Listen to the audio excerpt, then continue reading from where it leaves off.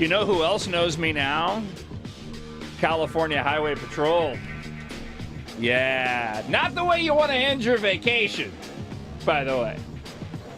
And I wasn't, such a lame excuse too. I wasn't speeding that much over the speed limit. Yeah, I was driving illegal. I was illegal. I was in a perpetual state of illegality. And California Highway Patrol was keen to make me aware of that fact when they pulled me over on the drive home and gave me a ticket. That was not, yeah. I'll give epic fail. And I'll even give myself a, You are an idiot. yeah. Wife was keen to point that out too. Yeah, it was, wasn't that fast. It wasn't. Sitting on the side of the freeway, he was. If I can speak in Yoda terms for just a second. He was, and there was a lot of cars. I don't know.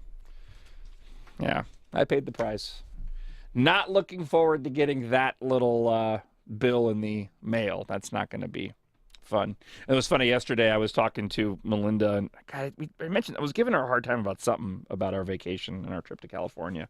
And she just stopped and she goes, "You have no room whatsoever to." I go, "Oh, yeah, you know what? You're right. Let's not bring that up again, shall we?" Yeah. All right, here's a quick one for you. I want to get to a lot of local stuff to get to today, but this was one that I didn't get a chance to get to last hour. It's worth talking about for just a moment. State lawmakers are sending Governor Jerry Brown, be California, a bill that would require California's public K-12 schools to let transgender students choose which restrooms they use and which school teams they join based on their gender identity instead of their chromosomes. Well, I don't know what to do about the school team part of it, but for the bathrooms, the solution seems pretty simple.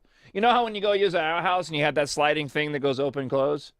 Right? They just need one you can spin, and you can just pick your gender before you go in. Because I think the bigger concern are the other people visiting the bathroom, right? If you're going in alone, right, and you're gender confused or trans, whatever, you're gender questionable, and you're choosing, based off of the weather, people dress off of mood. People can now pick their gender off of mood, Yesterday, it was very sunny. I was a little gay. Today was a little bit gloomier, so, feeling kind of down. But they should just have a dial on there. That way you can just be the person, because, again, the bigger issue is the other person coming into the bathroom. It's going to be surprised to find out that the person of their gender is not in there, and they may have an issue. So you just, today it's going to be, or just have one bathroom and just do it per stall. There you go, right? So you get rid of the urinals altogether, right? Get rid of the urinals, okay? Or put the urinals in the stall, the stand-up ones. You could have both there, look, unintended consequences. Somebody needs to begin making dual-purpose, commodes, right? Bi-commodes. Yeah, right? Transgender commodes?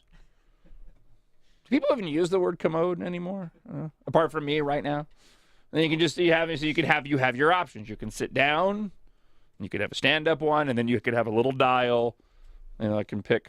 Although, it's easy now because they have the dude, the outline of the dude, and then you have the very like this, and then you have the dress, which is very stereo. That's I'm surprised nobody's tackled that stereotype yet of the dress. Why does it have to be a dress to indicate it's a woman? I don't understand. So what would you? What would you make it? What would the outlines then? What would it be? Yes. Something tells me I'm making a bigger problem out of this than they are. God, that sounded like a good idea to begin with. It sounded like. No, I don't think that works. Let's not show that on TV. That's not. Was that your version of the updated one for a female? Is that what that was? Okay, please don't draw the male one. Okay, let's.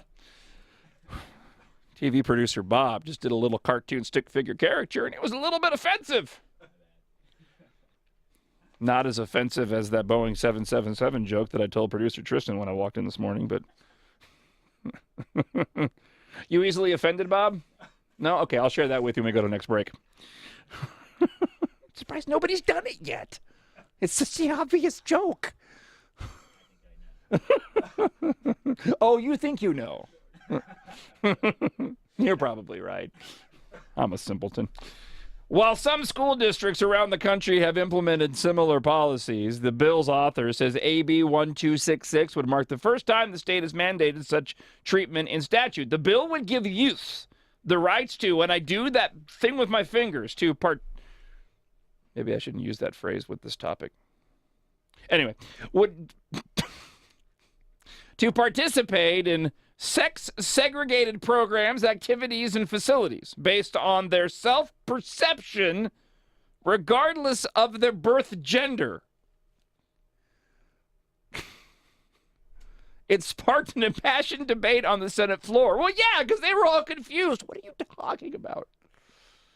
About when transgender students' right to expression might conflict with other students' discomfort and right to privacy. Opponents say the state is going too far. I would tend to agree with that. Still like the emos should really protest and say we need our own bathrooms, right? I want Marilyn Manson playing when I walk in, although that's not real. Most emos are going, Marilyn who?